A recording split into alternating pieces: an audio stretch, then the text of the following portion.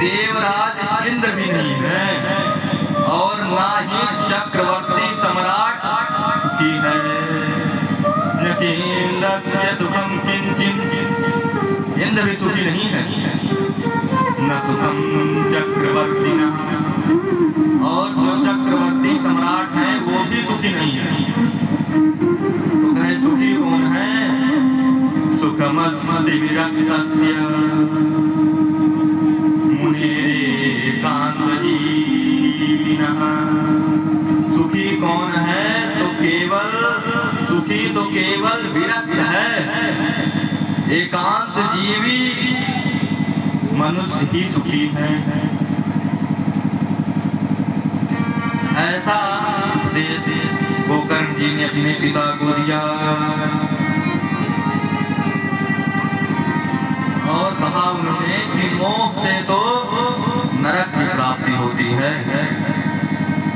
यह शरीर तो नष्ट होगा ही एक न एक दिन, इसीलिए सब कुछ छोड़कर वन में चले जाइए।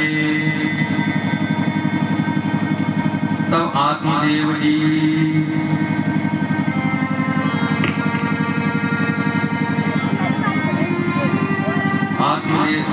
तब गोकर्ण जी और समझाते हुए कहते हैं, यह शरीर तो हड्डी मांस का बना हुआ है।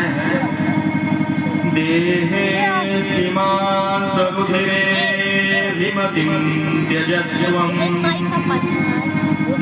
जाया सुता ममतां विमुञ्च पश्यानितं जगदिदं क्षणभङ्गनिष्ठम् वैराग्यरागरसिको भवभक्तिनिष्ठः। गोकर्ण जी कहते हैं, पिताजी यह शरीर हड्डी मांस और रक्त से बना हुआ है, मांस का लकड़ा ऊपर से लगा हुआ है, जिससे आप मोह कर रहे हैं पुत्र से, धुंधुकारी से, धुंधली से।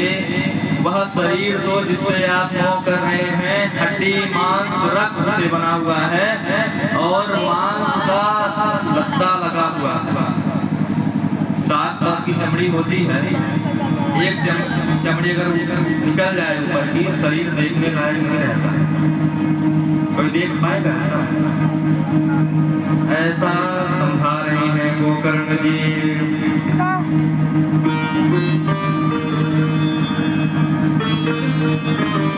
इस संसार से करने के लिए एकमात्र वैराग्य ही साधन है, ऐसा समझाते हुए कह रहे हैं। कहे कि आप घर छोड़कर वन जाइए और तपस्या कीजिए, तब आपका कल्याण होगा। और आत्मदेव जी पुत्र की आज्ञा मानकर वह इस प्रकार की वाणी से प्रभावित हुए। आत्मदेव जी घर छोड़ दिए और वन यात्रा की ओर चल दिए और उन्होंने संकल्प पूर्वक भागवत जी के 10वें स्कंध का पाठ किया। जब तक वो थे 10वें स्कंध का पाठ करते हुए वह भगवान की प्राप्ति किए। और फिर क्या हुआ? धुंधुकारी ने एक दिन अपनी माँ को बहुत पीटा। पितर्युपरते तेन जननी ताड़िता। पिता के वन चले जाने के बाद एक दिन धुंधुकारी ने अपनी माता को बहुत पीटा और कहा, बताइए धन कहाँ रखी है आप? नहीं तो अभी तेरे मुंह में लुहाटी ठूंस के मारूंगा। लुहाटी मतलब जलती हुई आग की लकड़ी।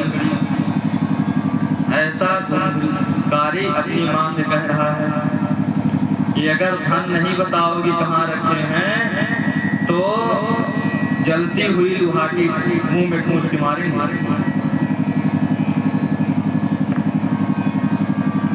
और फिर ऐसा जब हुआ तो उनकी धुंधकारी जो थी, धुंधली जो थी, वह जाके कुआं में कूद के अपनी जान दे दी। और गोकर्ण जी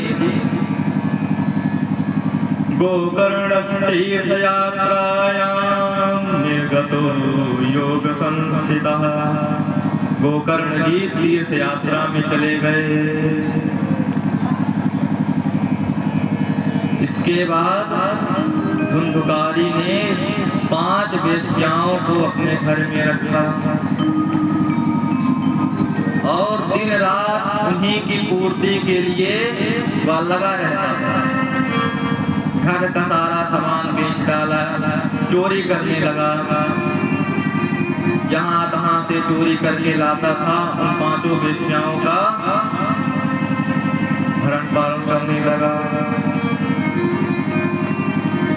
एक दिन तो क्या हुआ, उन वेश्याओं ने सोचा कि यह हरदम चोरी करके लाता है कहीं न कहीं से, एक दिन जरूर इसे राजा पकड़ेगा और इसे मृत्यु दंड ही देगा।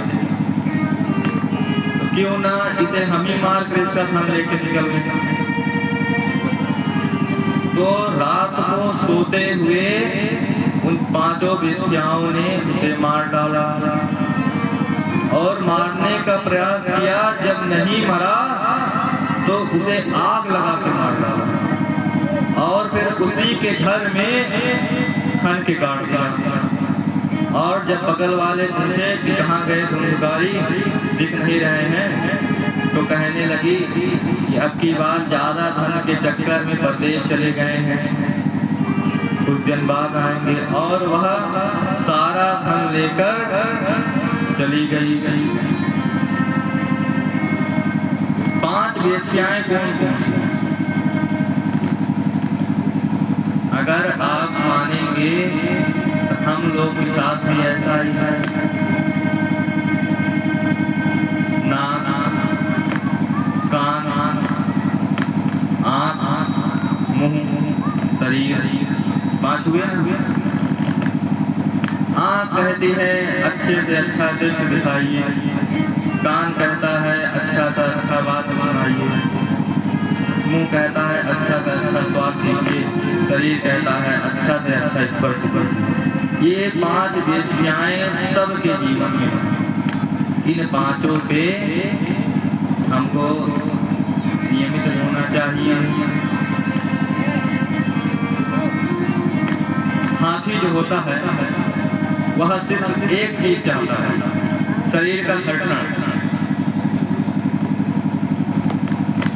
और हाथी फंसाने वाले क्या करते हैं, लकड़ी का हाथी बनाकर खड़ा कर देते हैं और गड्ढा बना देते हैं।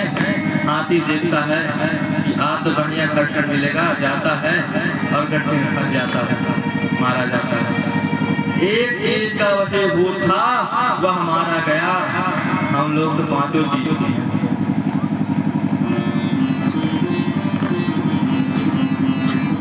भंवरा जो होता है वह रस लेता है फूलों का, एक ही चीज का तो है, जीव का रस लेता है। वह गया कमल पे और रस लिया, शाम हुई, कमल बंद हो गया। अब वह चाहे तो पंखुड़ी काट के बाहर निकल सकता है, लेकिन वह सोच रहा है कि सुबह होगी, कमल खिलेगा, हम उड़ेंगे, फिर बैठेंगे, फिर दूसरे कमल का रस लेंगे। तब तक एक हाथी आया, पानी पिया समुद्र में, कमल खाड़ा और निकल गया। एक चीज का वशीभूत था, मारा गया।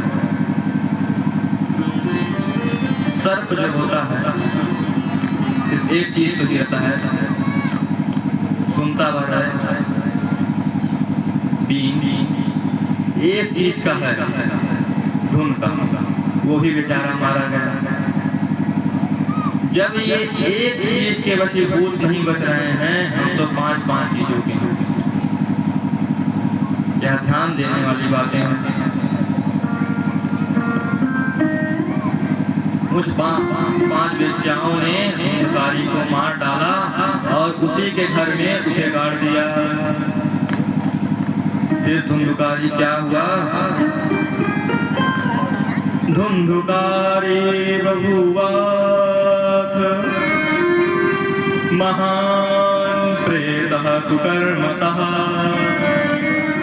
अपने कर्म के अनुसार वह महान प्रेत हुआ। छोटा मोटा प्रेत नहीं, अपने कर्मों के अनुसार से वह बहुत बड़ा प्रेत हुआ। धुंधकारी अपने कुकर्मों के कारण भयंकर प्रेत हुआ। वह दसों दिशाओं में भटकने लगा।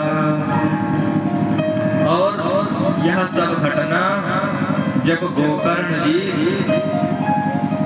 सुने कि हमारी पिताजी वन चले गए, माता जी भी मर गई और भाई भी मर गया, तो वह गया में जाकर के श्राद्ध किया। गया जी का श्राद्ध बहुत ही महत्वपूर्ण है।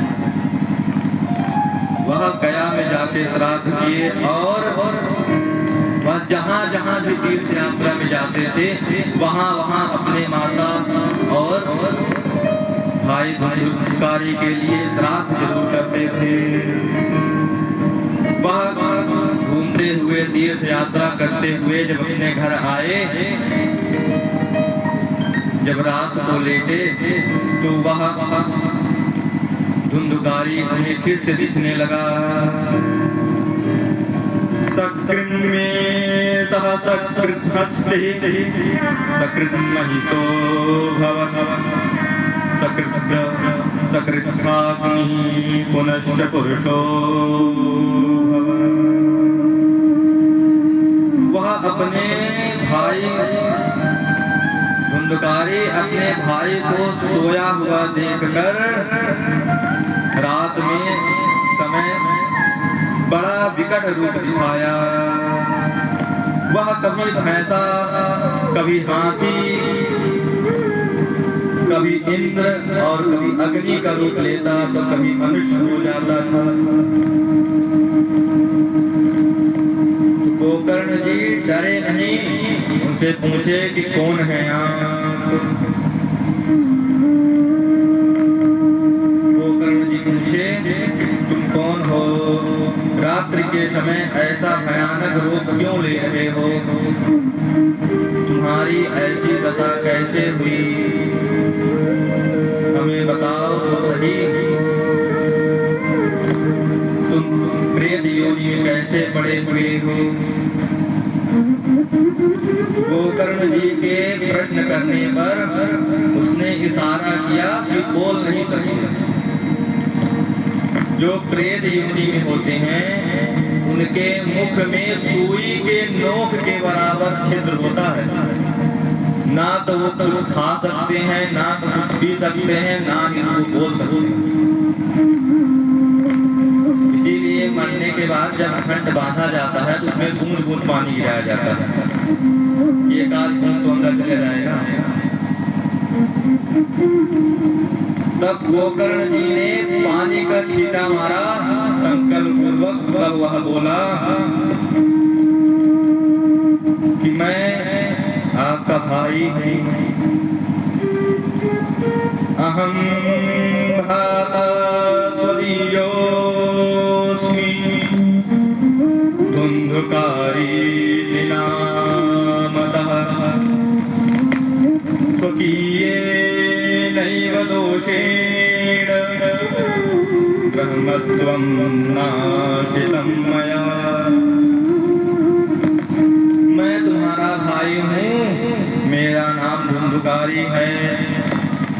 अपने ही दोषों के कारण, अपना ब्राह्मणत्व नष्ट करने के कारण मैं इस प्रेत योनि में पड़ा हुआ हूँ। तब गोकर्ण जी कहते हैं तदर्थं तो गया पिंडो मया दत्तो विधानतः कहे भाई तुम्हारे लिए तो मैंने गया में श्राद्ध किया, यह तो आश्चर्य है कि तुम्हारा उद्धार नहीं हुआ। यह एक प्रश्न है कि गया श्राद्ध करने के बाद भी क्या उद्धार नहीं होता? क्योंकि जब गोकर्ण जी ने धुंधुकारी के लिए गया में श्राद्ध कर दिया था तब क्यों नहीं उसका उद्धार हुआ? या तो सोचने वाली बात है। लेकिन आप बताइए, अगर पता गलत है और आप कोई चीज भेज रहे हैं तो क्या वो वस्तु जाएगी वहां पर? या फोन लिए हैं, फोन में नंबर लगा रहे हैं, 10 के जगह 8वां अंक अगर गलत हो गया तो क्या फोन सही जगह जाएगा? धुंधुकारी कह रहा है कि हमारे तो गोत्र का ही पता नहीं है कि हम किस गोत्र से हैं। आपने जो पिंड दान दिया, धुंधुकारी कह रहा है गोकर्ण से, आपने जो गया में पिंड दान किया वह आपने अपने गोत्र से हमें दिया, हमारे तो गोत्र का ही पता नहीं है। यह बात तो किसी को नहीं पता थी कि उसके बहन का लड़का है।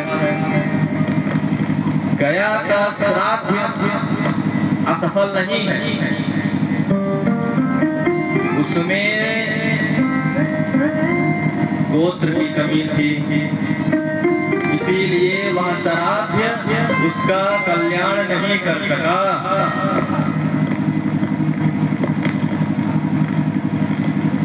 धुंधुकारी कहता है गोकर्ण से, आपने एक श्राद्ध किया है गया जी में, सैकड़ों श्राद्ध कीजिए गया में तब भी हमारा उद्धार नहीं हुआ,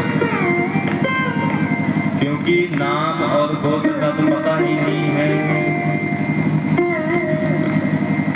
तब गोकर्ण जी ने कहा क्या करेंगे?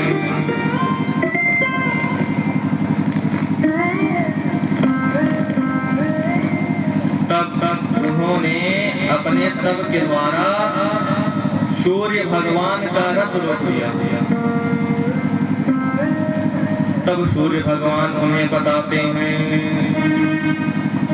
श्रीमद्भागवतां मुक्ति सप्ताहं वचनं कुरु। सूर्य देव भगवान कहते हैं श्रीमद् भागवत से इसकी मुक्ति हो सकती है, इसीलिए गोकर्ण जी आप श्रीमद् भागवत का आयोजन कीजिए सप्ताह श्रवण की विधि से।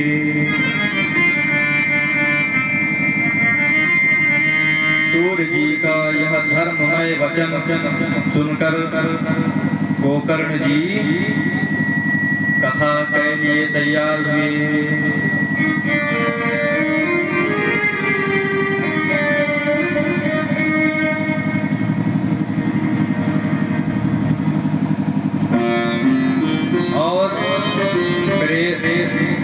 और कथा होने लगी।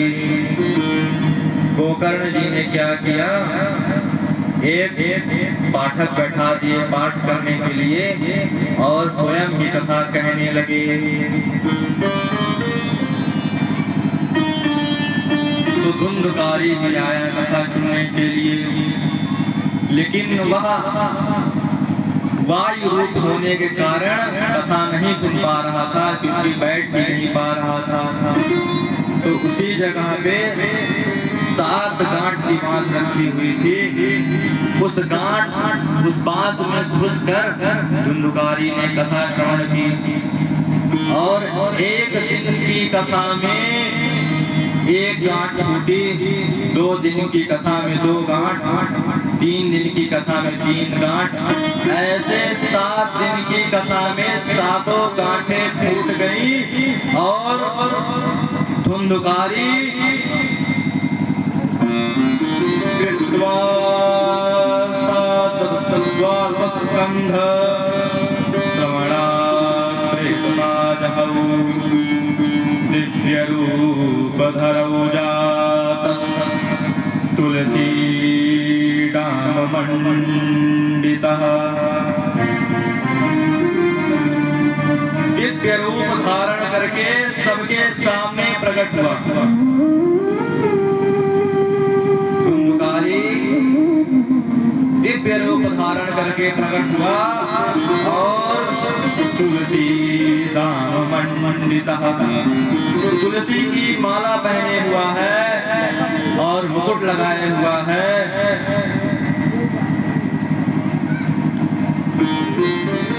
कानों में कुंडल झिलमिला रहे हैं, ऐसा दिव्य रूप उसका है। उसने तुरंत अपने भाई गोकर्ण को प्रणाम करके कहा, भाई आपने हमारे ऊपर कृपा करके मुझे प्रेत योनि से यातनाओं से मुक्ति कराई और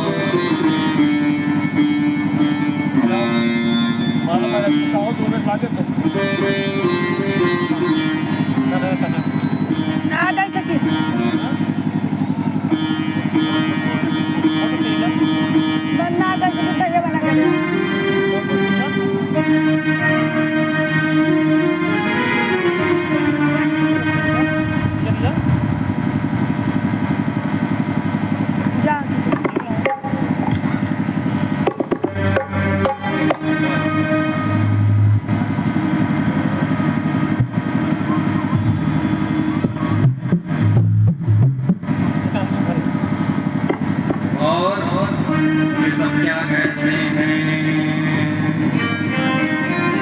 धन्या भागवती वार्ता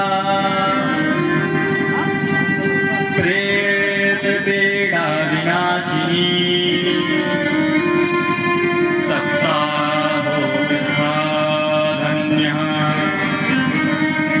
कृष्णलोक फलप्रदः।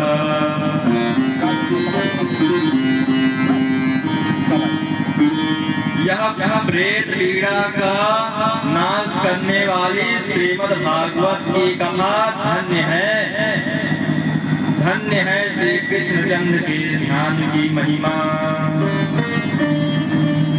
करने वाला, जिसका सप्ताह श्रवण करने वाला जरूर धन्य हो जाता है।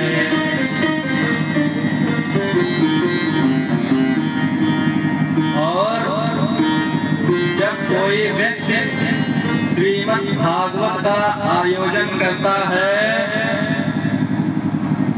डेट रखता है, तो उसके पाप थरथरा उठते हैं कि यह श्रीमद् भागवत सुन लेगा तो हमारा नाश हो जाएगा। शरीर के जो पाप होते हैं वह थरथराने लगते हैं कि यह व्यक्ति अगर श्रीमद् भागवत का प्रवचन सुन लेगा, सप्ताह कर लेगा, हमारा तो नाश हो जाएगा।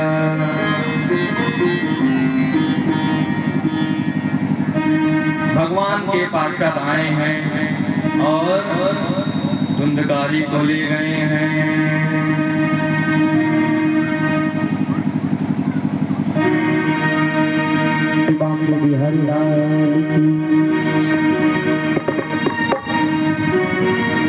कोटि कर्मों से पाया ये मानुष कतन,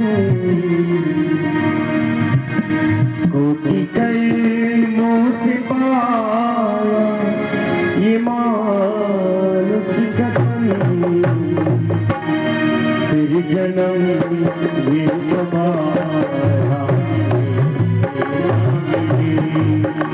जन्म ये दोबारा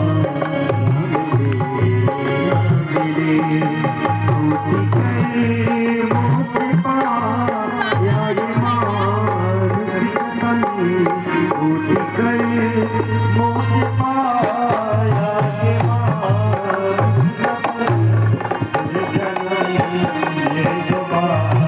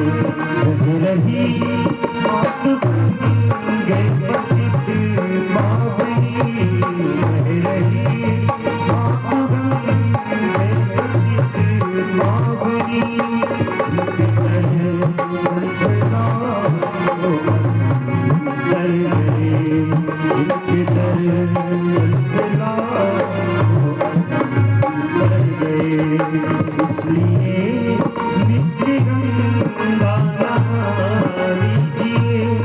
कौन सी गंगा? ये अमृत में श्रीमद् भागवत कथा की गंगा बह रही है अमृत में। इस गंगा में डुबकी लगाइए और अपने जीवन को कृपा के बिहारी लाल की।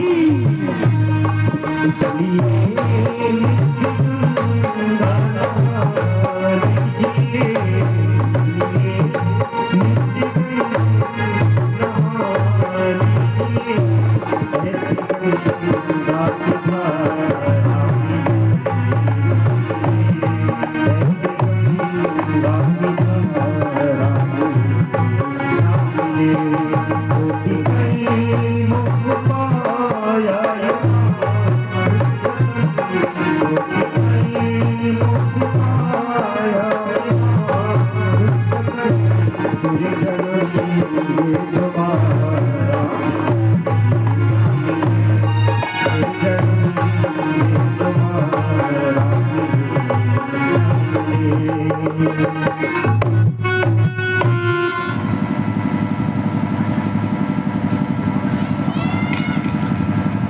बोलिए भक्तवत्सल भगवान की। गोकर्ण जी कहते हैं जब पार्षद में ले गए लेने के लिए आए दंडकारी को, तो गोकर्ण जी कहते हैं अत्रैव बहवः सन्ति श्रोतारो मम निर्मलाः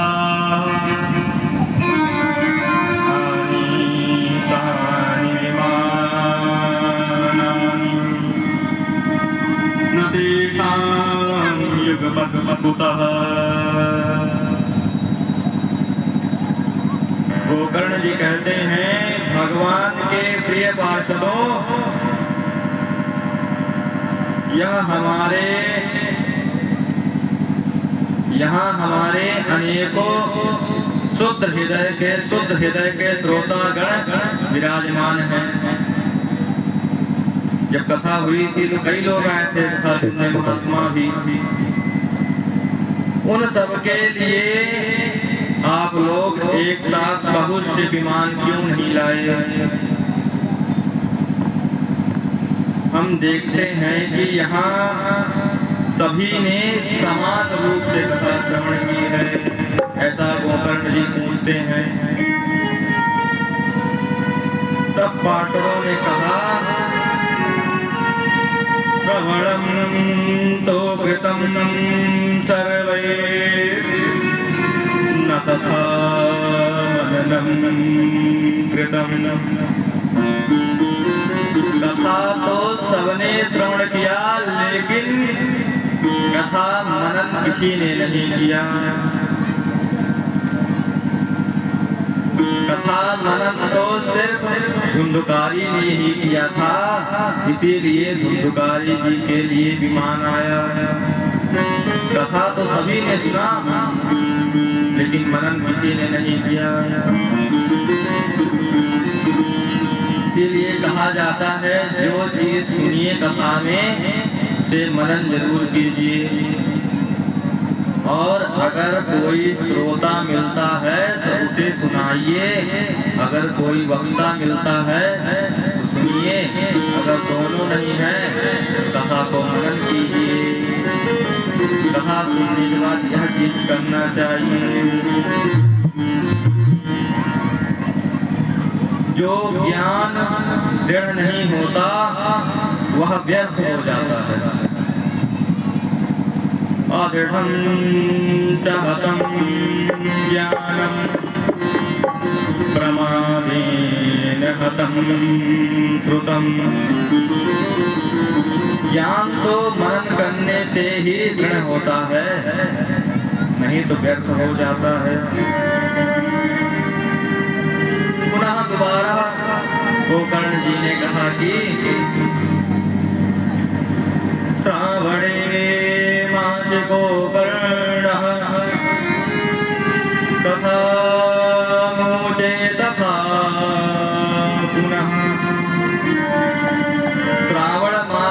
गोकर्ण जी ने फिर उसी प्रकार सप्ताह क्रम से कथा कही और उन श्रोताओं ने उसे फिर सुना।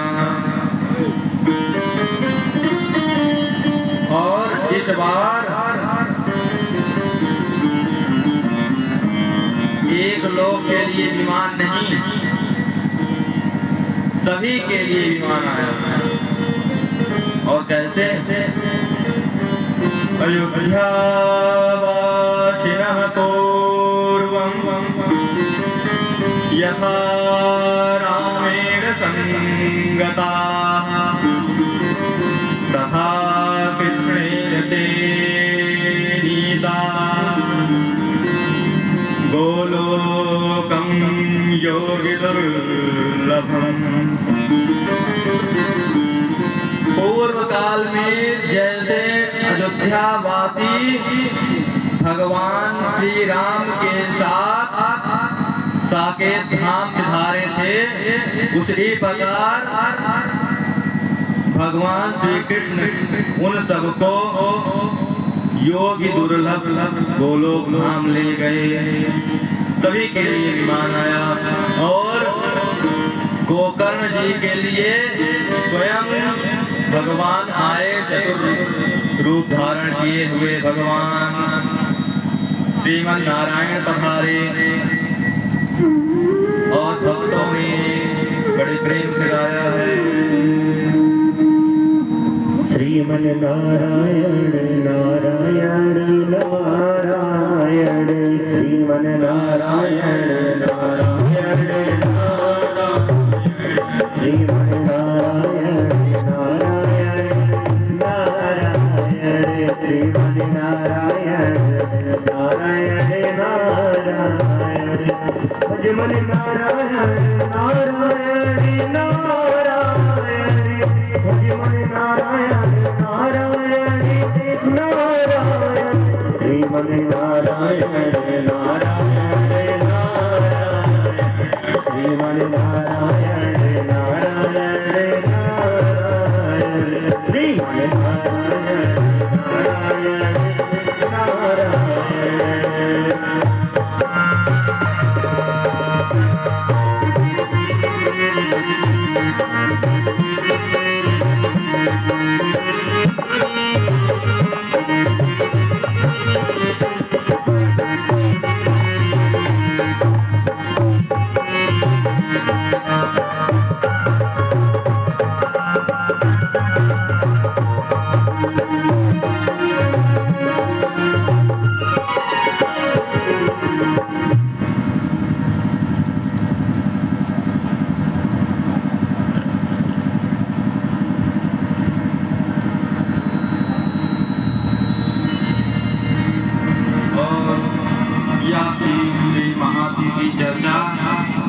अब श्रीमद् भागवत महापुराण का श्री व्यास जी महाराज कथन कर रहे हैं और उन्होंने पहले मंगलाचरण किया।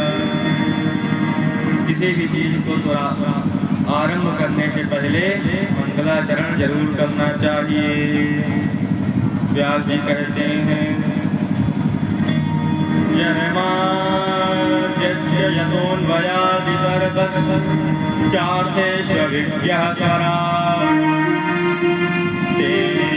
ब्रह्मनिदाय आदिकवये मुह्यन्त्यसूरयः तेजो वारिगदां यथा विनिमयो यद्यस्य सर्गो मृषा धाम्ना स्वेन सदा निरस्तकुहकं सत्यं परं धीमहि। भगवान व्यास ने वर्णन किया है जिस परमात्मा से सृष्टि संचालित हो रही है, जो सारे संसार का सृजन करते हैं, पालन करते हैं, संहार करते हैं, इनकी महिमा कैसी दिव्य है। ये किसी के बस में नहीं है, सब इनके बस में है। जब परमात्मा के बस में है और मानस जी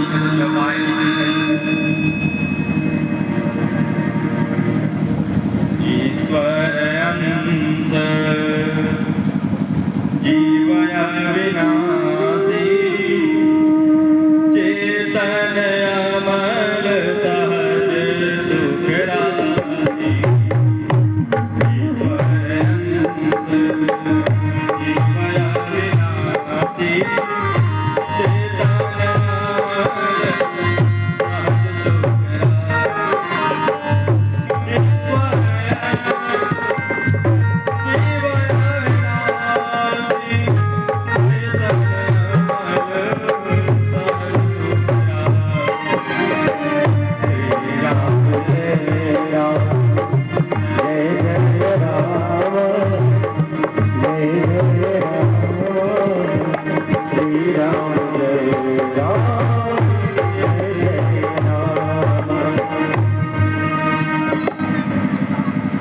परवश जीव वश भगवंता।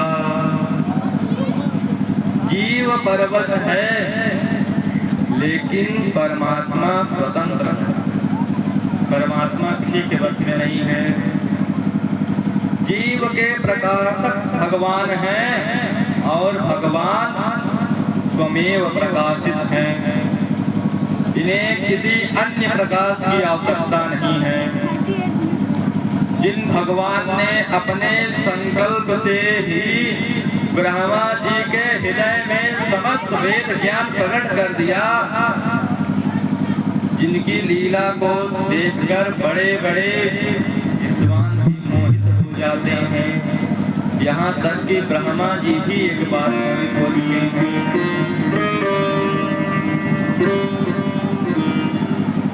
भगवान जब गाय चराते थे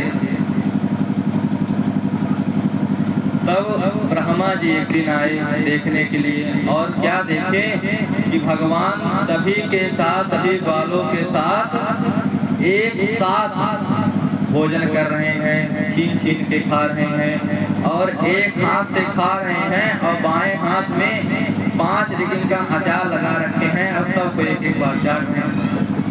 तो ब्रह्मा जी सोचे ये भगवान है भी कि नहीं।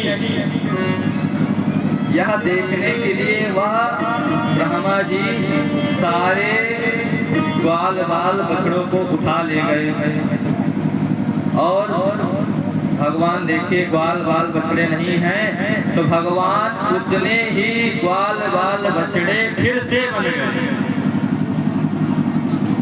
और यह बात ना तो किसी ग्वाले के माँ को पता चली, ना किसी बछड़े के माँ को, किसी गाय को पता चली। ऐसे भगवान दिव्य रूप में रहने लगे, ऐसे रहने लगे।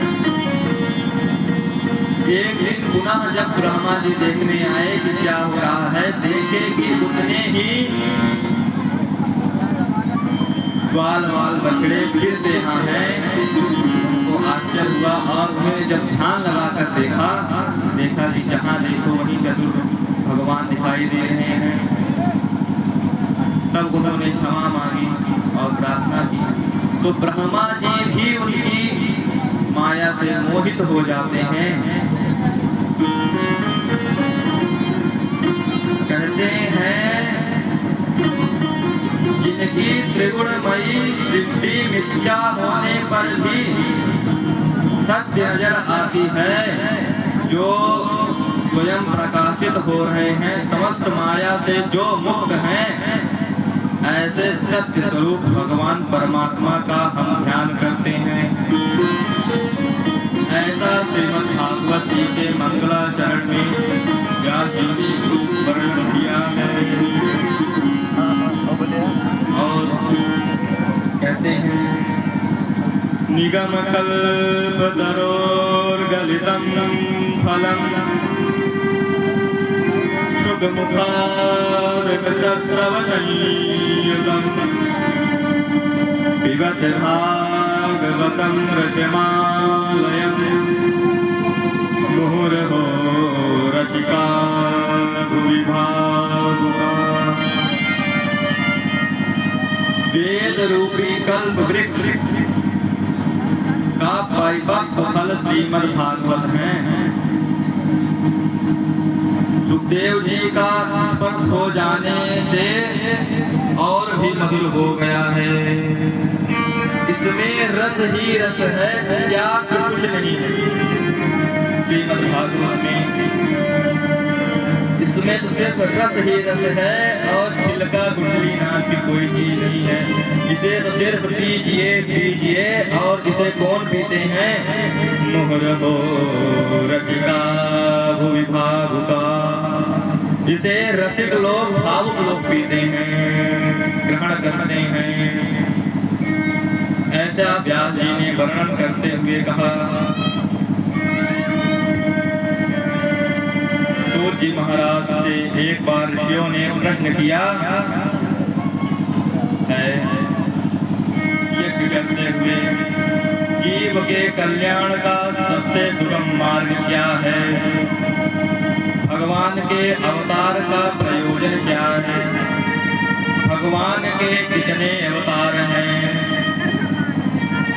और देवकी वसुदेव के यहाँ भगवान ने प्रकट होके कौन कौन सी लीला इत्यादि की है, आदि आदि प्रश्न किए। उन प्रश्नों का उत्तर देते हुए सबसे पहले सूत जी महाराज ने प्रणाम किया। नारायणं नमस्कृत्य नरं चैव नरोत्तमं देवीं सरस्वतीं व्यासं ततो जयमुदीरये। भगवान नर नारायण को प्रणाम करते हैं।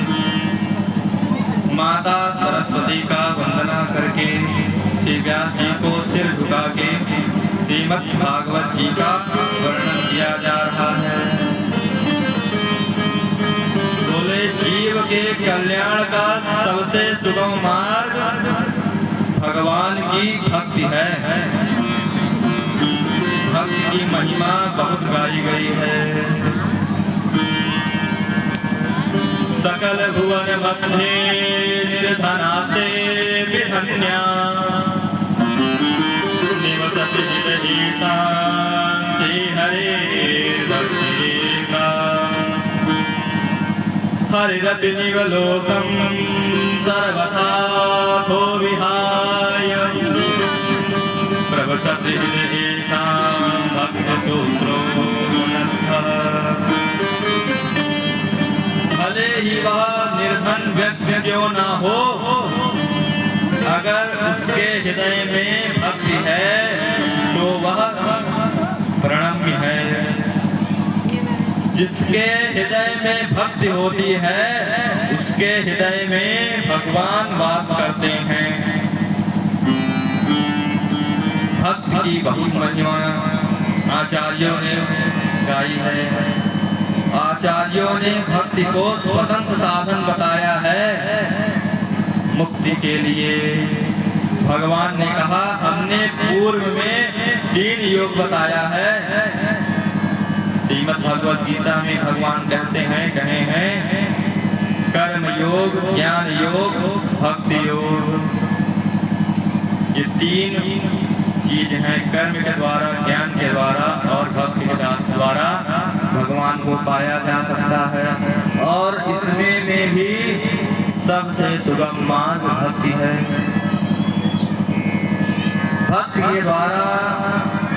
के द्वारा जीवों का कल्याण होगा। और भक्ति का सबसे बड़ा सूत्र ही है अपने मन को भगवान के मन में मिला देना। यही भक्त का लक्षण है।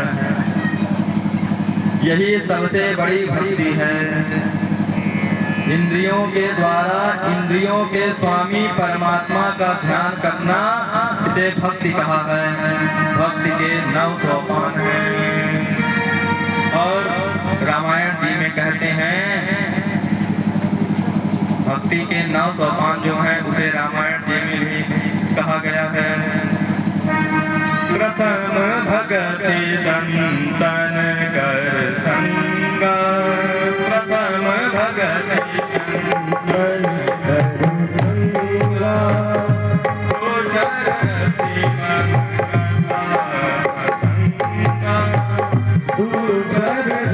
मम कथा प्रसंगा गुरुपद पंकज सेवा ईश्वर भगति मान करे कपट दरिया मंत्र जाप मन दृढ़ विश्वासा पंचमी बार वेद प्रकाशा छठ दस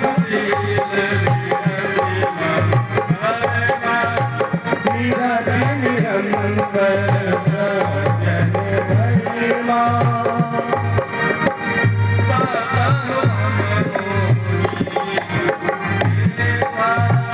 मोरे अधिक संत कर लेखा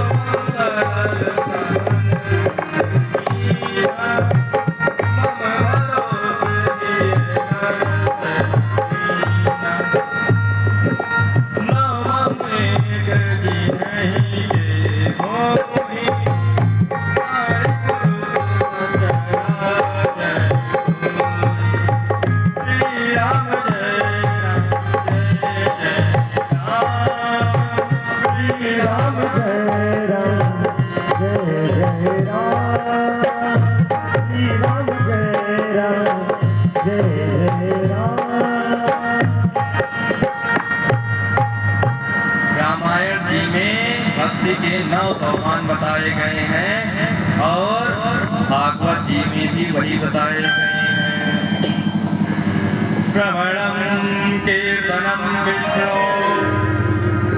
स्मरणं पादसेवनम् अर्चनं वन्दनं दास्यं सत्यमात्मनिवेदनम्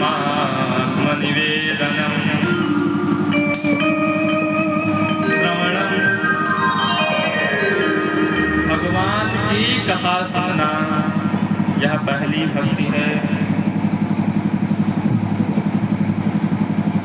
भगवान का कीर्तन करना, भगवान का स्मरण करना, यह सब भक्त के साधन है, भक्ति के साधन है, अंग हैं। इसी तरह भक्त की महिमा, भक्ति की महिमा गाई गई है और कहा गया है भक्ति ही जीव के कल्याण का सबसे सुगम मार्ग है, सबसे उत्तम मार्ग है, सबसे मंगलकारी मार्ग है। कहते हैं नोत्पादयत्यतिरतिं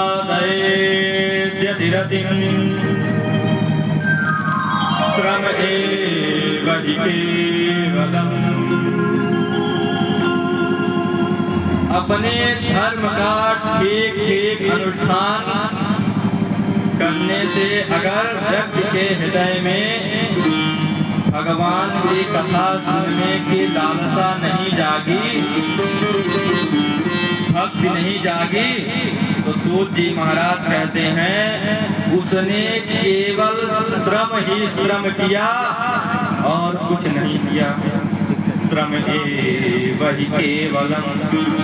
उसने अपने जीवन में केवल श्रम ही श्रम किया, श्रम के अलावा और कुछ नहीं किया। जिसके हृदय में भक्ति नहीं जागी, इसलिए यह भजन कीर्तन यह सब साधन है भगवान में मन लगाने का। अब भगवान के अवतारों का प्रयोजन बताते हैं। भगवान के अवतार असंख्य हैं, असंख्य कारण है भगवान के अवतार के। भगवान असंख्य रूप में अवतार लेते हैं, गिना नहीं जा सकता इतने अवतार भगवान के हैं।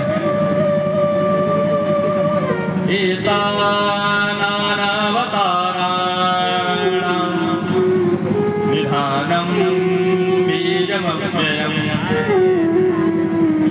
यस्यांसेन सृज्यन्ते देवतिर्यं नरादयः।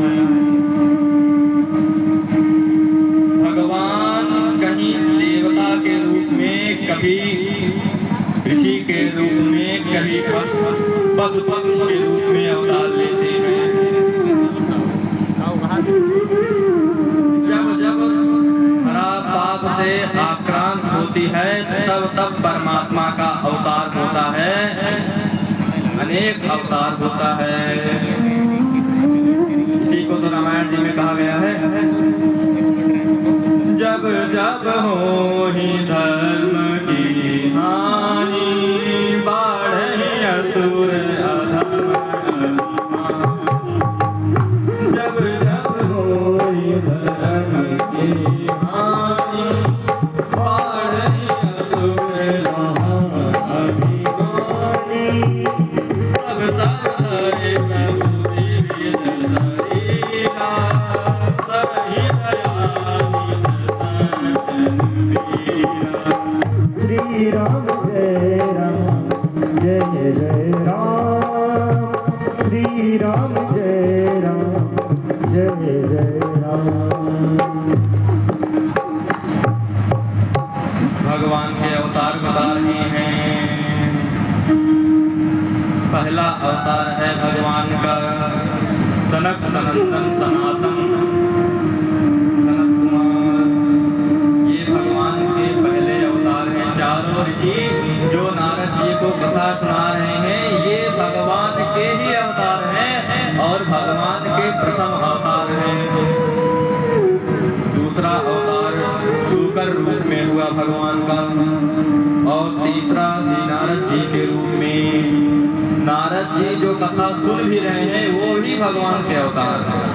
यानी कि जो चार ऋषि महात्मा सनक सनंदन सनातन सनत कुमार कथा सुना रहे हैं वो भी भगवान के अवतार हैं और नारद जी जो कथा सुन रहे हैं वो भी भगवान के ही अवतार हैं। और चौथा अवतार भगवान का नर नारायण के रूप में हुआ।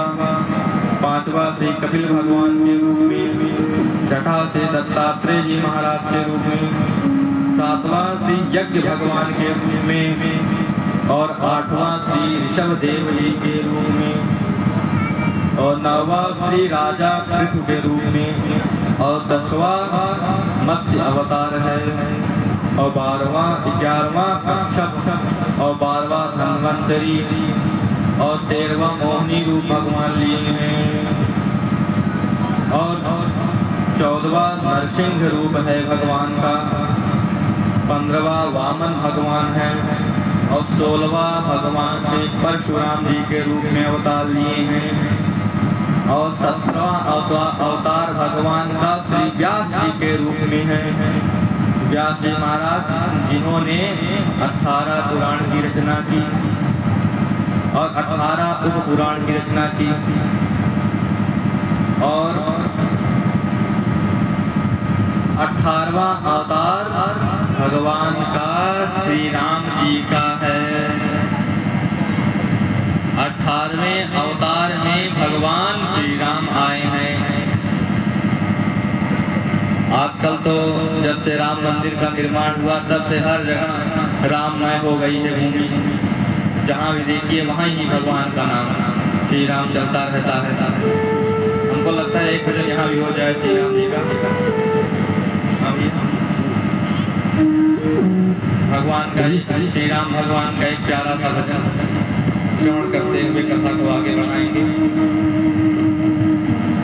सूरत सलूने राम की दिल में उतार लो, सूरत सलूने राम की दिल में उतार लो।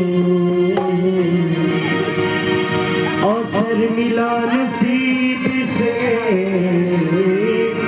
अवसर मिला नसीब से जीवन सवर लो।